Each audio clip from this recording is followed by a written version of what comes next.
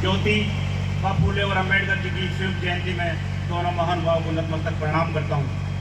पंडाल में विराजमान मेरी माताएं, बहनें और दूर दराज ढाणियों से आए पधारे हुए इस अम्बेडकर सेवा संस्थान की इकाई की सभी कार्यकर्ता और सभी टीम से जुड़े हुए जो रात दिन लग के इस कार्यक्रम को इस अंजाम तक पहुंचाया है, उन सब का दिल से धन्यवाद करता हूं।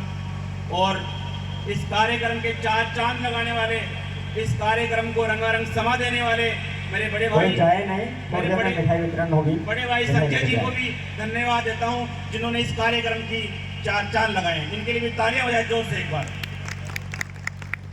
मेरे बाद में भी कार्यक्रम है, मिठाई है, तो सब सुने और मिठाई लेके कार्यक्रम का आनंद लेके जाएं। मेरे पूर्व वक्ताओं ने बहुत कुछ बताया, मैं भी 2 मिनट में अपनी बात को खत्म करना चाहूंगा।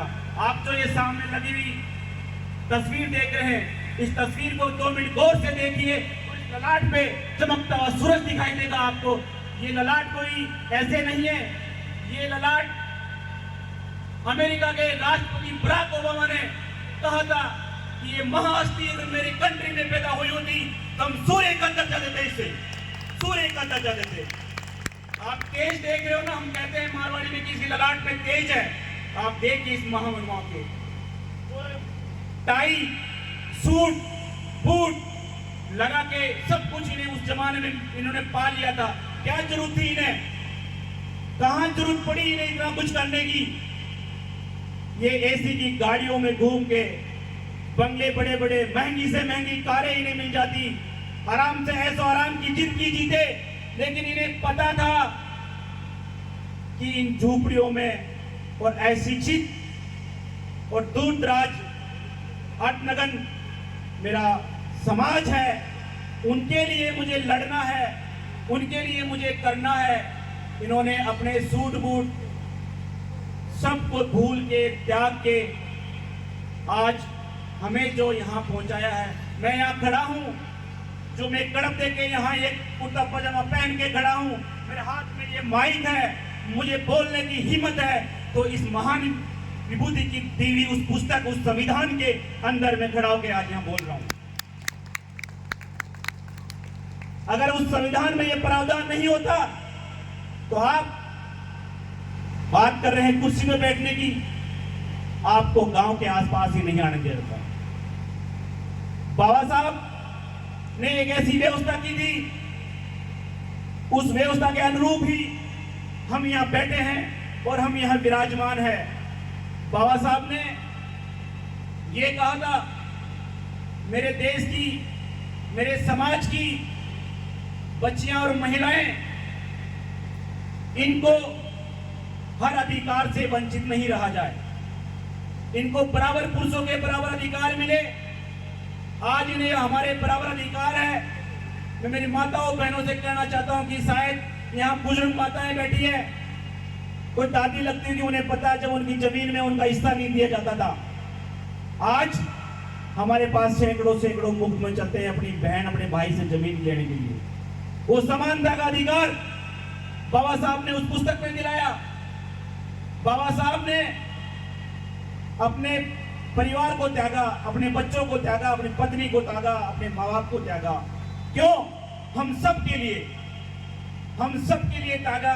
और जब तक बाबा साहब ने एक ये भी बात कही थी कि किसी व्यक्ति के शरीर से जान निकल जाना ही उसके लिए मरना नहीं है। जो गलत के लिए खड़ा होके गलत को गलत और सही को सही नहीं कह सके, वो भी मरा समान इंसान होता है।